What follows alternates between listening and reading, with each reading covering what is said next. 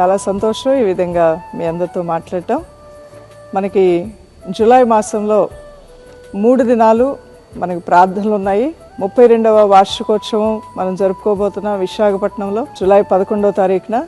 అదే సమయంలో 11, 12, 13 3 దినాలు ఉపవాస ప్రార్థనలు జరుపుకోబోతున్నాం. ఈ సెలబ్రేషన్స్కి మిమ్మల్ని అందరినీ కూడా ప్రేమతో ఆహ్వానిస్తున్నాం. విశాఖపట్నంలో బీచ్ రోడ్లో ఉన్నటువంటి గాదిరాజు ప్యాలెస్ చూడండి. ఇప్పుడు ఆ ప్యాలెస్లో లోపల హాల్లోంచి నేను మాట్లాడుతున్నాను.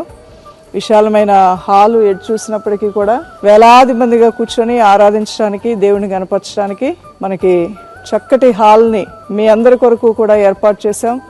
మీరు అటు ఉపవాసాలతో ఉండి ఆ మొదటి రోజు దేవుని సన్నిధిలో గడపడానికి అవకాశం ఉంది. అదే రీతిగా ఈ 32 సంవత్సరాలు దైవదాసులు పరిచర్యని ప్రభు అయిన దేవుడు ఏ రీతిగా అద్భుతంగా నడిపించారో ఆయన కార్యాలను మనం జ్ఞాపకం చేసుకుంటూ కృతజ్ఞతలు చెల్లిస్తూ అదే సమయంలో ప్రార్థనలో కూడా పాల్గొనడానికి ఇది ఒక మంచి సదవకాశం. కుటుంబాలుగా కలిసి రావాలని మిమ్మల్ని అందరినీ ప్రేమతో ఆహ్వానిస్తూ ఉన్నాం. అన్ని జిల్లాల నుండి, అన్ని ప్రాంతాల నుండి కుటుంబాలుగా రండి.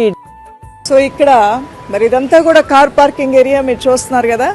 వీళ్ళకి సంబంధించినటువంటి ల్యాండ్ 1 ఎకర్ ల్యాండ్ పక్కనే ఉంది. మనకి వందలాది కార్లు పార్కింగ్ చేసుకోవడానికి, 2 వీలర్ పార్కింగ్ చేసుకోవడానికి ఎటువంటి ఇబ్బంది కూడా లేదు. మిమ్మల్ని అందరినీ ప్రేమతో ఆహ్వానిస్తున్నాం. ఈ Gadiraju palace, MVP colony, beach రోడ్కి మిమ్మల్ని ప్రేమతో ఆహ్వానిస్తున్నాం. కుటుంబాలుగా కలిసి రావాల్సిందిగా కోరుతున్నాం. డేట్ని మరోసారి జ్ఞాపకం ఉంచుకోండి. జూలై 11వ తారీఖున మీ కొరకు ఎదురు చూస్తూ ఉంటాం.